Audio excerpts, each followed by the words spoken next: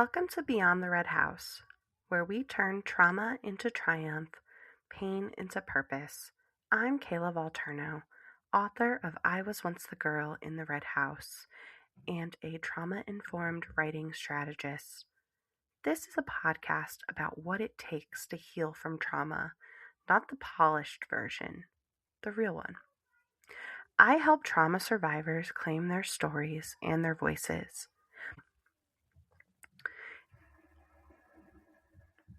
I am someone who knows what it's like to spend years trying to heal, trying to move forward, trying to be the person you always wanted to be instead of the person trauma made you.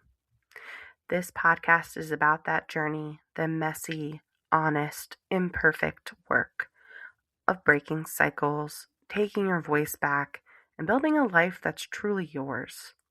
Whether you're in the early stages of healing, years into it, or thinking about writing your own story, you belong here. Let's dive in. Welcome back to Beyond the Red House. Today, I want to talk about something that I see all the time with writers. They've been writing about their trauma for months, sometimes years. Maybe they have journals full of pages. They've done morning pages, free writing, therapeutic writing exercises, and they're still stuck. They sit down to work on their memoir and they don't know where to start. They have all this raw material, but they have no idea how to shape it into something someone else could actually read. And they start to wonder, am I doing this wrong? Why isn't this working? Well, here's what I want you to understand. You're not doing it wrong. You're just doing two different things and you're expecting them to produce the same result. Writing therapy and writing a memoir are not the same thing. I'm going to explain the difference and why understanding the difference is key to finally finishing your book. So let me start by saying this.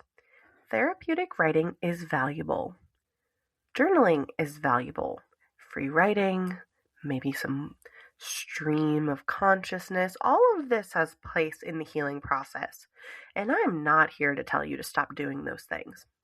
But I am here to tell you that if your goal is to write a finished memoir that other people can read, understand, connect with, well, therapeutic writing alone will not get you there. And here's why. Therapeutic writing is for you. It's private, it's unfiltered, it's about getting the feelings out, processing what happened, making sense of your experience in real time. There's no structure required. There's no audience, there's no narrative arc.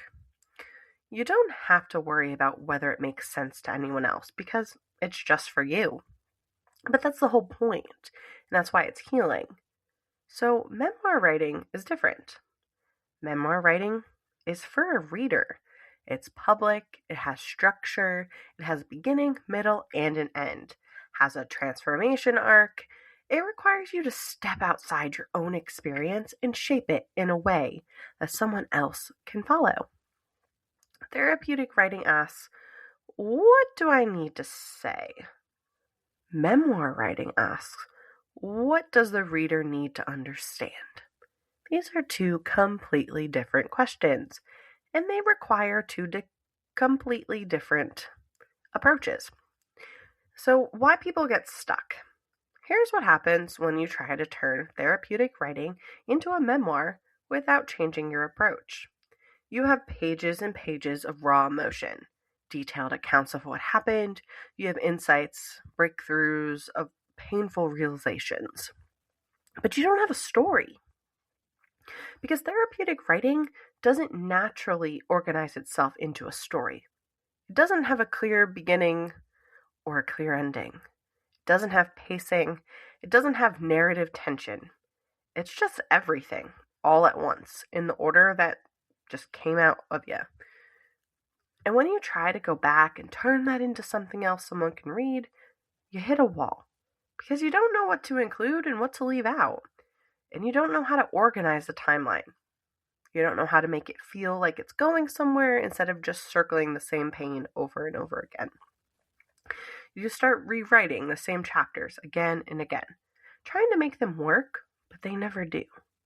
And eventually you think, maybe I'm not a good writer. Maybe my story isn't interesting enough.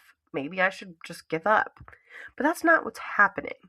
What's happening is you're trying to use therapeutic writing tools to do memoir work. And it's not working because those tools are not designed for that job. Let me break down the key differences between therapeutic writing and memoir writing so you can see why they require different approaches. So, difference one is purpose. Therapeutic writing is about releasing and processing. The goal is to just get it out of you, to feel your feelings on the page, to make sense of what happened for yourself. Whereas memoir writing, it's about sharing, connecting, and the goal is to take your experience and shape it in a way that helps someone else understand something about the human experience, not just what happened to you, but about what it means. The audience. Therapeutic writing has an audience of one, you. You're the only person who needs to understand it. You don't have to explain the context. You don't have to fill in those gaps because you already know what you're talking about.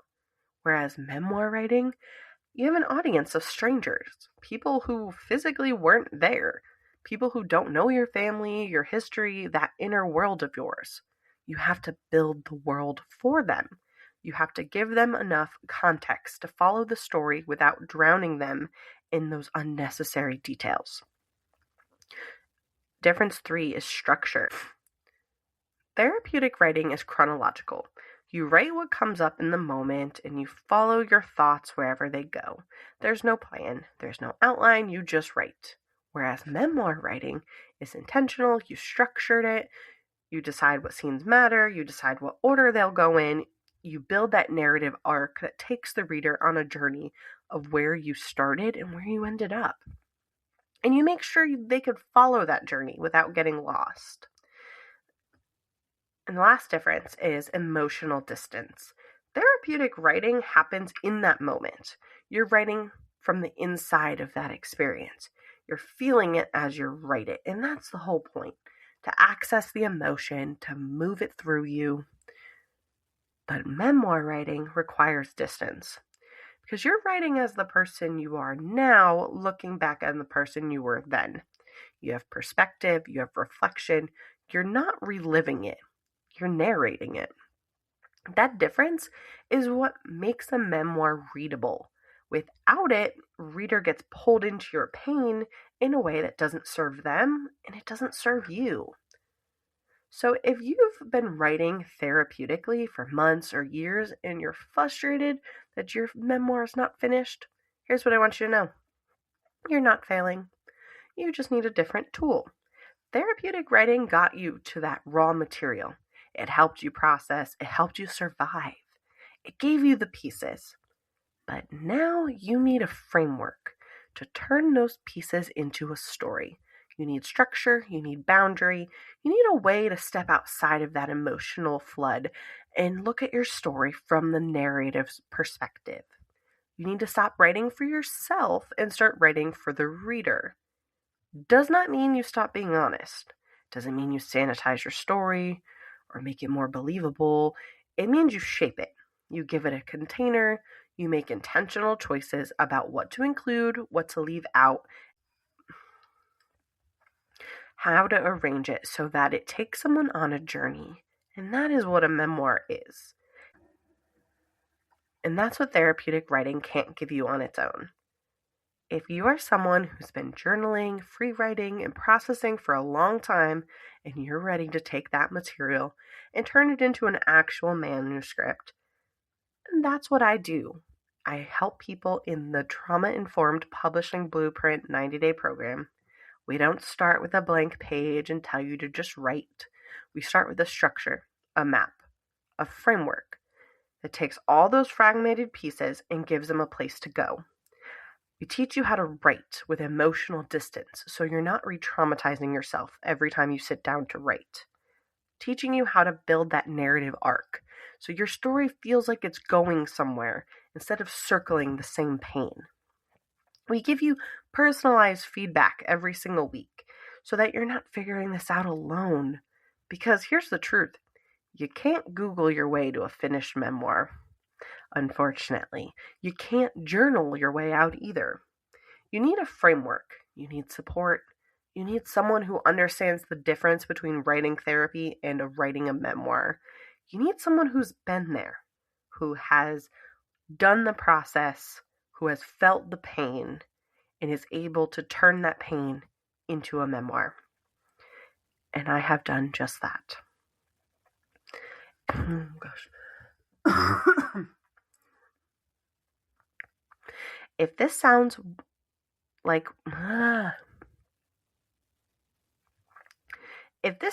what you've been looking for, I would love to work with you. You can learn more at my website. I will have the link in the show notes, kaylavalterno.com. And if you have any questions about how the blueprint works, is it right for your story, submit a free clarity email on my website. It's just a little form with a couple questions, and you send it in, and I submit. And I give you 1, 2, 3, 4, 5. And I'll send you an honest response within 48 hours.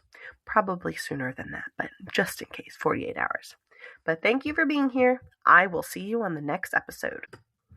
Thank you for listening to Beyond the Red House. Keep building beyond whatever tried to break you, at your own pace, in your own way. If you found value in this episode, there are 2 ways that I can support you. First, visit my website, kaylavalterno.com, for free resources. There's my book, I Was Once the Girl in the Red House, and tools to support your healing journey. And the second is if you are ready to write your memoir. If you're finally ready to turn those scattered journal pages into a finished book, the Trauma-Informed Publishing Blueprint 90-day program gives you the structure and safety to complete your manuscript in 90 days without losing yourself in the process. You can learn more at my website, or you can request a free clarity email. All the links are in the show notes. I will see you next week. Take care of yourself.